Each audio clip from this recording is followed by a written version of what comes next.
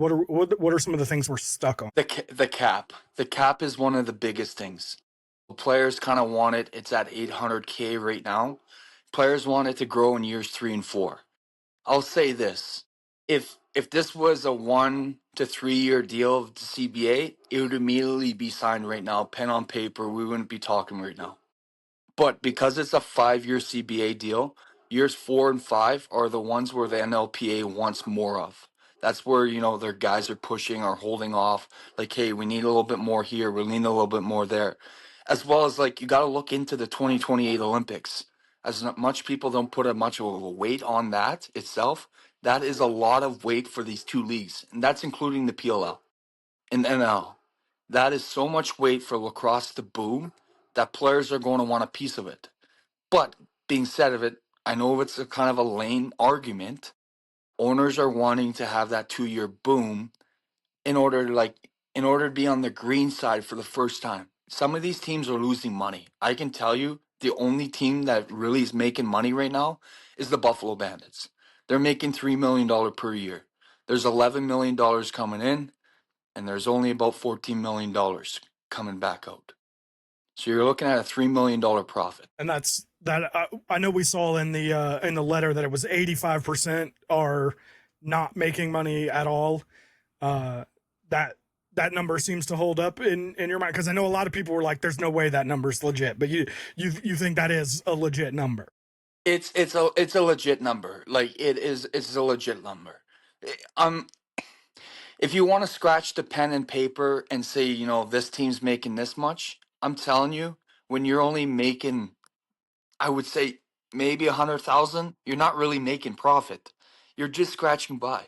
The amount of work you have to do to run an NLL team is, like, these owners are not going to be wanting to put that effort just to make $100,000. It's like you think of, like, the Puglas, Joe SII. $3 million is like one of us getting transferred $1,000 into our bank account. Do you, outside of this specific CBA, what do you see as being kind of a longer term answer? A longer term answer, and I'll tell you, it's being discussed right at the table right now, is more games. So in the current old CBA, not a lot of people know about this, but in the old CBA, the NL could schedule up to 24 games. Now there's being discussed to go up to 30 games.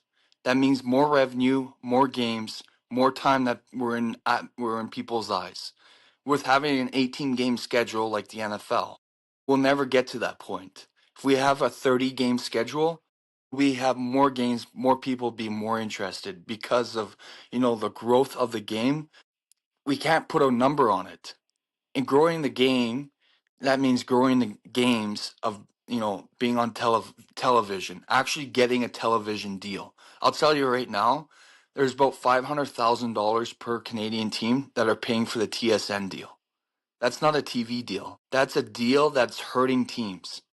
$1.5 million in flights and hotels are being paid for guys to fly in and fly out per game. Like, that's per season. We're looking at, like, upwards of $2.75 million before any players hit the field, before anything has happened. That's including a $750K in league fees. So that means even with Buffalo's profit, even if that was shared, like, that's barely even enough, even if it is enough to cover any of the baseline expenses. And the fact that they're still just paying to have games broadcasted is just, like, it's kind of wild that there's not an actual deal between both sides. And I know Jamie Dalwick talked about that on the pod, but I'm just like, something's got to give. It's 100% true. As much people want to, deem Dalwick of, like, hey, like, he's not telling us the truth. He is telling you the truth. That's how much it actually cost. Like, the other thing, like, as you said, Buffalo Bandits, their portion of shedding off because they're in luxury tax, it's like going to the dollar store for us, for some of these owners. We can't speak about it because it doesn't make sense to us as normal people who have normal jobs. These guys who own are putting in it to build a team, and Dalwick has put in tons and tons of money.